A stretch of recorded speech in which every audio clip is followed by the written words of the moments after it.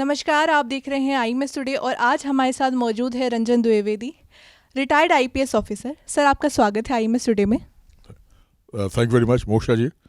मुझे बड़ा सौभाग्य है कि इतने बढ़िया कैंपस को देखने का मौका मिला, इतनी उत्कृष्ट फैकल्टी, इतने उत्कृष्ट स्टूडेंट। तो मुझे तो बड़ा अच्छा लगा। पहले आता तो और बहुत सी चीज़ सीखता, लेकिन चलिए देर आया दुरुस्त है, अभी आ गए। तो I stand to learn so much from you all.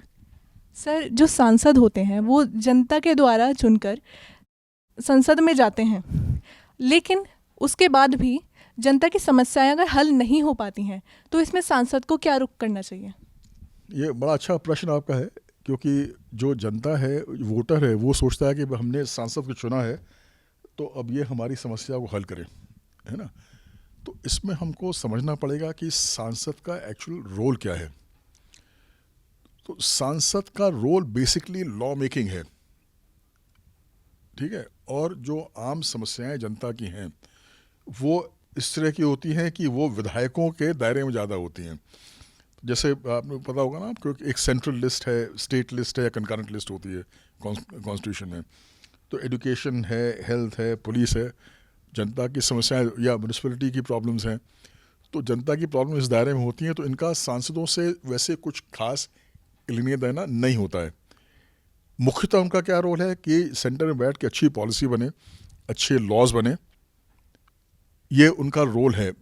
और स्टेट लेवल पे उनका रोल बहुत कम है, परंतु फिर भी अब सरकार ने क्या किया है कि एमपीज़ के लिए एक उन्होंने कहा ठीक है, आप कुछ लोगों साहब हमसे लोग कहते हैं कुछ कर सकते नहीं है, तो एक एमपी लैड्स, एमपीज़ का भी एक फ़ंड हो गया है कि आप 1 करोड़ रुपया जो है हर साल आप जो स्पेसिफिक प्रोजेक्ट्स हैं उन पर आप खर्चा कर सकते हैं। तो एक तो ये, दूसरा उनका रोल ये कर सकते हैं कि जनता की समस्याओं को सुन के उससे निष्कर्ष निकाल के पार्लियामेंट्री डिबेट में उसका उदाहरण दे करके पार्लियामेंट्री डिबेट की जो क्वालिटी है उसको इम्प्रूव कर सकते हैं और अच्छी पॉलिसी बने, अच्छे नियम बने, उसमें उसका उपयोग हो। सर, जैसे हम देखते हैं कि आजकल विपक्ष जिन मुद्दों पर बहस नहीं करना चाहता है, महत्वपूर्ण मुद्दों पर, उस पर वह बैकआउट कर जाता है। यह किस हद तक ठीक है? देखिए, ये एक बहुत कुछ डिपेंड करता है कि संसद में जो है विपक्ष की संख्या कितनी है। अगर विपक्ष को लग रहा है कि हम जो हैं वो कुछ सार्थक हम उपलब्ध नहीं पा पाएंगे, मार्जिन बहुत ज़्यादा है, तो वो सोचता है कि अगर हम कोई डिबेट होगी तो इसमें रूलिंग पार्टी ही डोमिनेट करेगी, तो हम अपना क्या कर पाएंगे हम।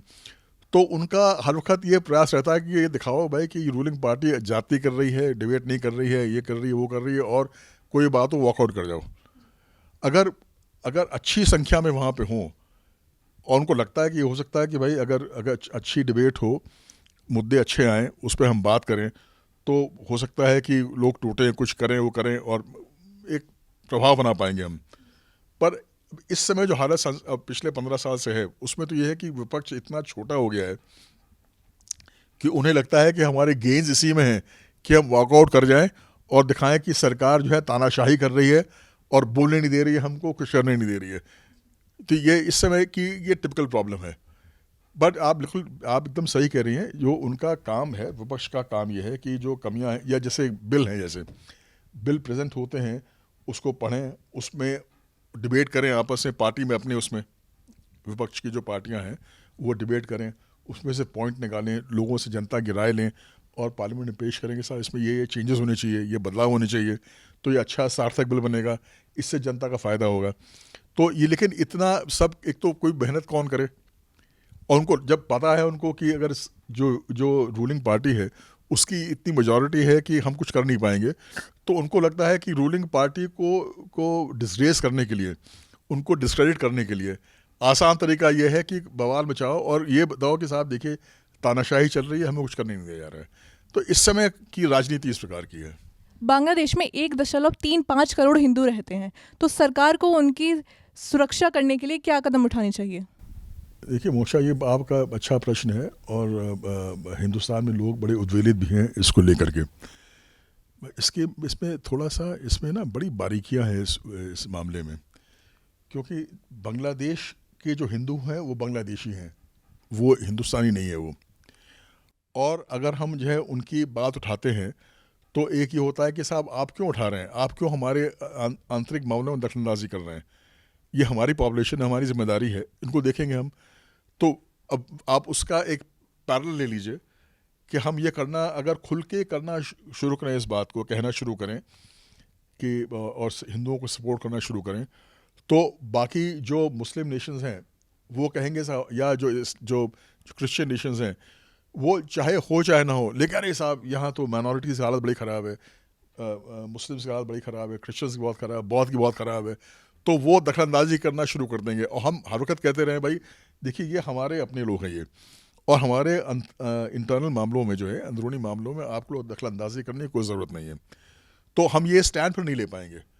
तो इसलिए उसका माध्यम यही है कि इसको हम, जो उनकी सरकार है उससे ही हम एड्रेस करें कि साहब ये इसमें जो है बहुत पलायन हो रहा है वहाँ से, हमारे बॉर्डर पे वो हो रहा है, और एक ह्यूमन राइट का मामला है, इसको आप देखिए। और वही सरकार ये कर रही है इस समय। थोड़ा सा असर आपकी वैसे बात में बहुत सार्थक है, इसलिए कि थोड़ा सा फ़र्क है। जैसे कि ये जो इंडियन सब कॉन्टिनेंट है, इंडियन सब कॉन्टिनेंट में एक कल्चरल यूनिटी एक तरह की है। तो उस हिसाब से जो हिंदू बांग्लादेश में है तो हमारा उनसे ज़्यादा लगाव है, बजाय इसके कि जैसे अरब वालों का मुस्लिम से हो या यूरोपियंस का जो है वो क्रिश्चियन से हो, क्योंकि कल्चरली बहुत फ़र्क है। लेकिन ये कल्चरली इंटीग्रेटेड एक यूनिट है ये।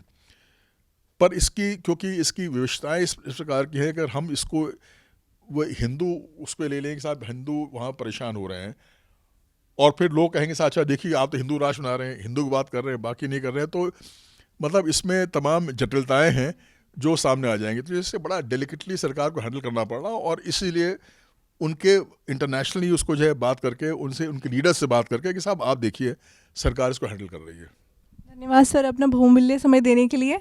मैं मोक्षा त्यागी कैमरा पर्सन आत्मज के साथ